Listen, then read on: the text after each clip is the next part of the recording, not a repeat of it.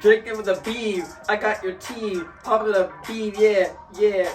I gotta bag it enough, yeah. My lesson, Billy, yes, it's tough. I man from his mama like little bro, sister, his cousin. Yeah, kick my that ain't no punt. Like my wrist, it ain't enough. Y'all my bitch till it ain't nothing. I shoot out blank, still ain't cuffing up. Hey, yeah. you! Stop rapping about those bad stuff. No drugs, no gangs, no murder, no violence.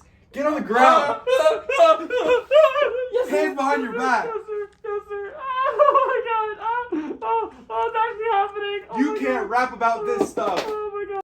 This is what happened to Jeffrey Lamar Williams, aka Young Thug, whose trial occurred in January of 2023. In this trial, his lyrics in his song Slatty were used against him, which arose the question of if song lyrics should be admissible in the court of law. Many people have expressed different opinions on the subject.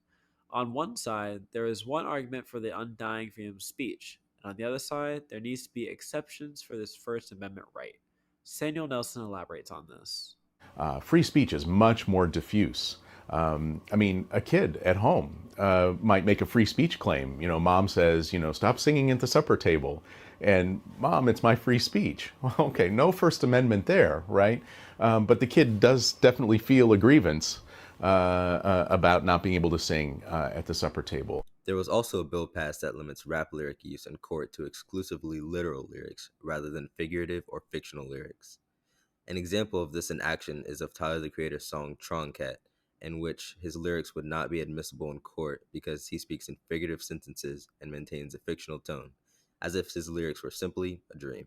I accidentally get the song to her head. Oops. Victim. Honey, you're my fifth one. Honey on that topping when I stuff you in my system. Pregnant bitch.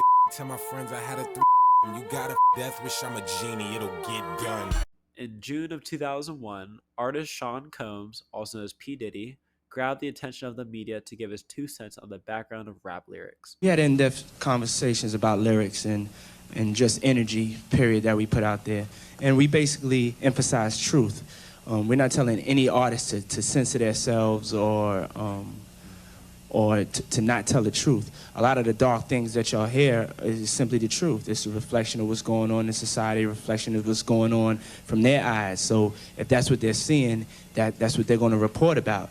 And if we want to change that, we have to change the surroundings and change the economic environment or the environment that they're living in. And we're trying to take control of that by, as we say, being more politically conscious and making sure that we have for our kids coming up that are the future rappers and singers, that they have different things to talk about. P. Diddy talks about why artists choose to use dark lyrics for their songs. People grew up in dark places and witnessed dark things, which is what they're elected to report about. If the government does not like the music, they need to step up and help those communities that the artist reported on. In the New Jersey vs. Skinner case, Skinner's rap lyrics assisted in his conviction of attempted murder, even though his charge was formed years after his song.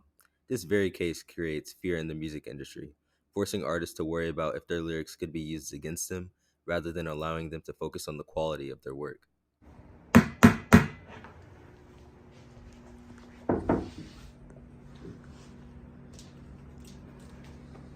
We will now be beginning the case of Jeffrey Lamar Williams. Jeffrey, you have been provided with a lawyer, Mr. Semaj. Would you like to begin? Yes, Your Honor. Thank you. See, my client here, Mr. Lamar Williams, should not be held accountable for his actions because he is allowed to speak his mind as freely as he would like as long as he does not make any direct threats, and clearly, he did not.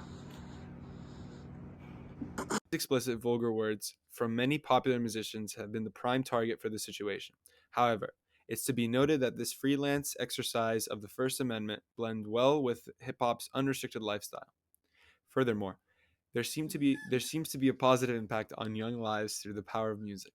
The younger generations are so greatly influenced by their idols, and the practice of saying what you want whenever you want may be provocative to many, but very helpful to some. Well, with hip-hop, in the 80s and then going into the 90s, I've noticed a lot of the children from that, their parents are friends of mine from all over, from whether they're from Brooklyn or from France or whatever. And one common thing they always say to me is you know, there are a lot of there are many fewer racial barriers than there were when we were kids, you know? And I'm not saying that hip hop is the only reason, but I think hip hop helped an entire generation communicate better and understand each other and accept each other better in a way that music never did before. In short, song lyrics should not be admissible in court because they are no more than an expression of free speech. Even vulgar lyrics should not be considered a confession as they still fall under the First Amendment rights of all individuals. And even if they weren't, one's words should not be used out of direct context. I hereby declare Jeffrey Lamar Williams not guilty.